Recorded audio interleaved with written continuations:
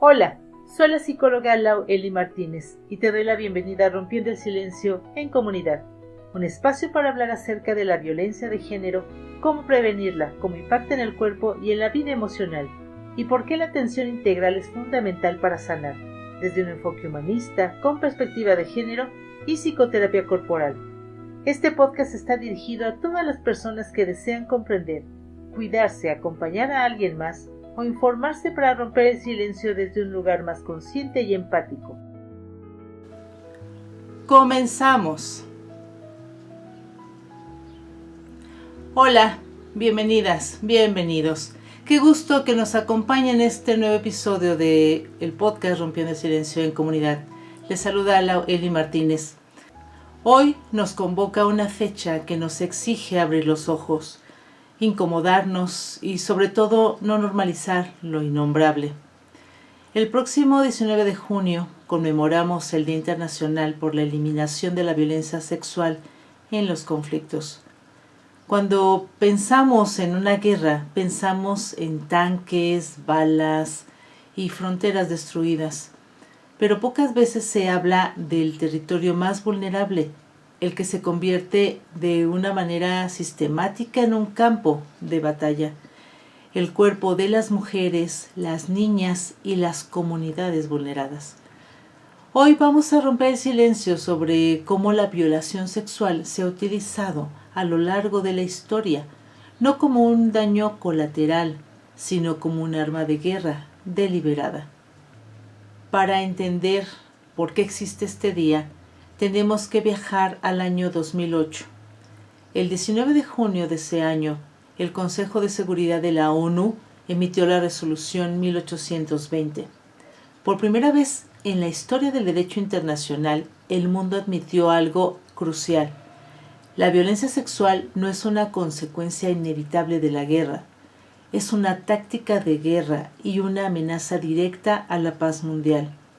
7 años después, en 2015, la Asamblea General proclamó oficialmente este día. ¿Y de qué hablamos cuando decimos la violencia sexual relacionada con los conflictos? No es solo un término técnico. La ONU lo define claramente. Abarca la violación, la esclavitud sexual, la prostitución, el embarazo o el aborto forzados y la esterilización forzada. Cualquier acto de esta gravedad perpetrado contra mujeres, hombres, niños, niñas, que esté vinculado directa o indirectamente a un conflicto armado, entra en esta categoría. La Corte Penal Internacional es tajante. Son crímenes de guerra y crímenes de lesa humanidad. Ahora entremos al fondo de esto. ¿Por qué se usa la violación sexual en los conflictos? Hay que desmontar un mito. Esto no se trata de deseo sexual descontrolado. Se trata de poder y control político. En la lógica patriarcal, el pueblo sometido o el enemigo es visto a través de sus mujeres.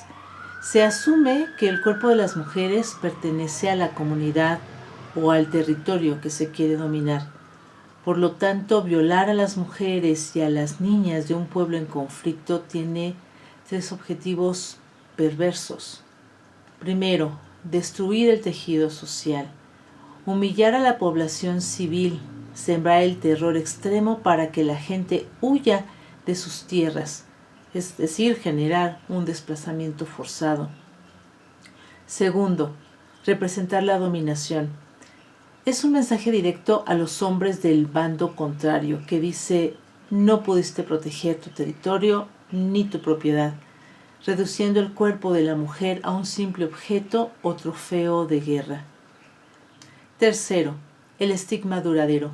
A diferencia de una herida de bala, las secuelas de la violencia sexual continúan cuando el conflicto termina debido al estigma, el rechazo social de la propia comunidad y los embarazos forzados que buscan diluir la identidad étnica o cultural del pueblo dominado.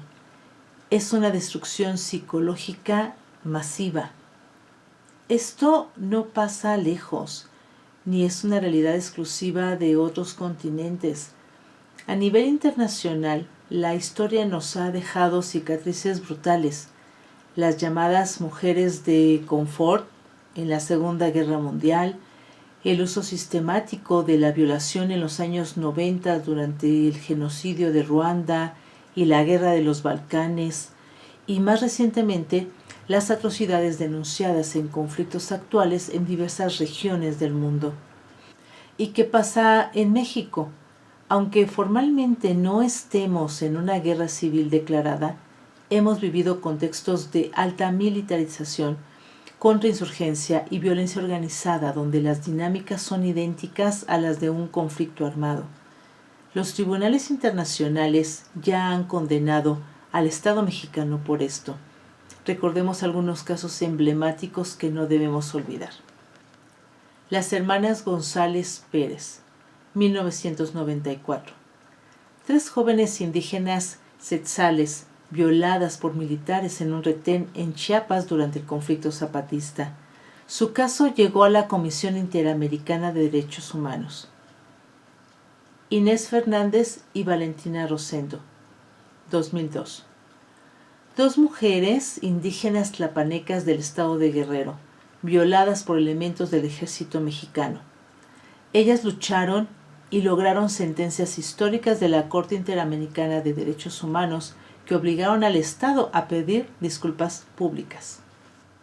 Mujeres víctimas de tortura sexual en Atenco, 2006. 11 mujeres que sufrieron brutales agresiones sexuales por parte de policías durante manifestaciones.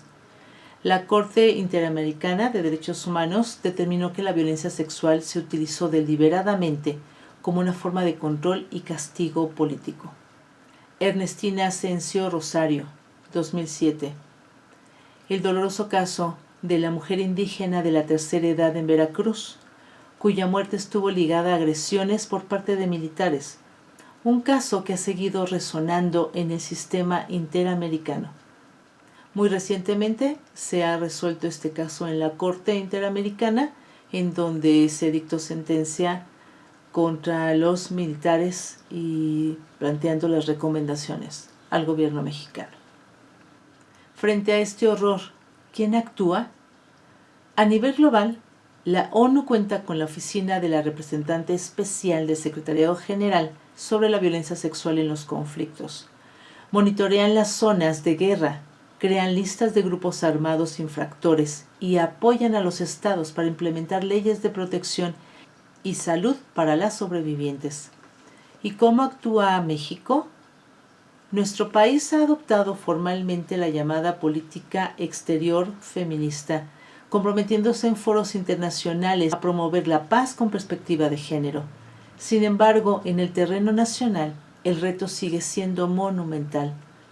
Por años, los crímenes cometidos por Fuerzas Armadas se intentaron juzgar en el fuero militar, garantizando la impunidad. Gracias a las sentencias internacionales y a la presión civil, hoy en día estos casos deben ser juzgados estrictamente por tribunales civiles. A pesar de estos avances legales, las sobrevivientes en México aún enfrentan procesos de revictimización, retrasos en la justicia y falta de reparación integral del daño. Conmemorar el 19 de junio no es solo recordar cifras del pasado o de países lejanos, es entender que el cuerpo de las mujeres jamás debe ser moneda de cambio, ni territorio de conquista, ni botín de guerra de ningún grupo armado, ni de ninguna fuerza estatal. Erradicar esta violencia empieza por nombrarla, por exigir justicia para nuestras mujeres en México y por solidarizarnos con las sobrevivientes de todo el mundo. El silencio solo protege al agresor. Gracias por escuchar Rompiendo el Silencio en Comunidad.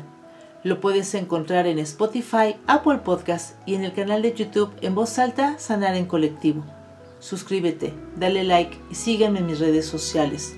Sigamos construyendo comunidad. Comparte este episodio para llegar a más personas que lo necesiten. Nos vemos en el próximo episodio. Y recuerda, romper el silencio abre caminos de sanación. Hasta pronto.